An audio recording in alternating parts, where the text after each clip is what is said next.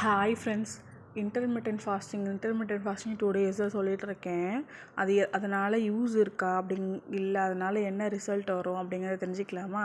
Intermittent ஃபாஸ்டிங்னால் first என்னன்னு தெரிஞ்சுக்கலாம்.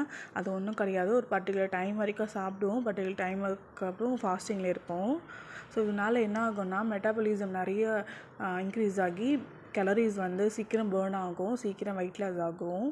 Plus சிம்பிளாக இருக்கும், பவர்ஃபுல், ரொம்ப எஃபெக்டிவானது வெயிட் லாஸுக்கு. இதில் மோஸ்ட்லி எப்படி என்னென்ன சாப்பிட்ணும் அப்படிங்கிறது கிடையாது, எப்போ சாப்பிட்ணும், எந்த டைமில் சாப்பிட்ணும் அப்படிங்கிறது தான் இருக்குது.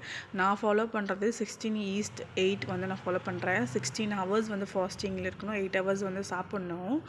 அண்ட் மோஸ்ட்லி 8 ஹவர்ஸ்க்குள்ளே என்ன வேணாலும் சாப்பிட்லாமா, பிரியாணி சாப்பிட்லாமா, பரோட்டா சாப்பிட்லாமா, இல்லை சாப்பிட்டுட்டே இருக்கலாமா, அப்படி கிடையாது. நான் 10 o'clock ஸ்டார்ட் பண்ணுறேன்னா அப்போது பிரேக்ஃபாஸ்ட்டுக்கு இல்லை எக்கு ப்ளஸ் ஃப்ரூட்ஸு, இல்லை டிஃபன் 2 இட்லி, இல்லை ஒரு தோசை, உப்புமா, அது மாதிரி கம்மியான அமௌண்ட்டை நம்ம சாப்பிட்ணும். லன்ச் 2 o'clock தான். ஸோ அப்போ ரைஸு, சாம்பார், பொரியல், வெஜிடபிள்ஸ் நிறையா எடுத்துக்கணும். நிறைய ஃபைபர் கண்டென்ட்டாக நிறையா எடுத்துக்கணும். நிறைய தண்ணி குடிக்கணும். ஏன்னா சீக்கிரம் பாடி டீஹைட்ரேட் ஆகிடும். நியூட்ரிஷன் நமக்கு தேவை. ஸோ அதனால் நிறைய ஃபைபரான வெஜிடபிள்ஸ் நிறைய எடுத்துக்கணும். ஈவினிங்காக ஃப்ரூட்ஸோ இல்லை சுண்டல் அது மாதிரி எடுத்துக்கலாம். அண்ட் டின்னர் 7 o'clock முன்னாடி, நான் 6 o'clock சாப்பிட்றேன். சப்பாத்தி, டிஃபன் அது மாதிரி எடுத்துக்கலாம். 3 times தான் சாப்பிட்ணும். இன்பிட்வீன் இது ரொம்ப பசிச்சு அப்படின்னா தண்ணி மட்டும்தான். பிளாக் காஃபி குடிச்சிக்கலாம், வாட்டர் குடிச்சிக்கலாம். அண்ட் சுகர் ஃபுல்லும் கட் பண்ணிடணும்.